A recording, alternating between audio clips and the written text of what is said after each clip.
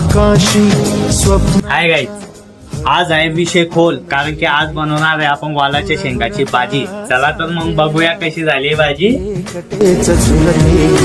सावरते बावरते झडते अडखळते कापडते, कधी आशेच्या हिंदोळ्यावर मन हे वेडे झुलते, मन तरंग होऊन पाण्यावरती फिरते, अनक्षणात फिरून आभाळाला भिडते, मन उधाण वाऱ्याचे गुज पावसाचे, का होते बेभान कसे गैवरते,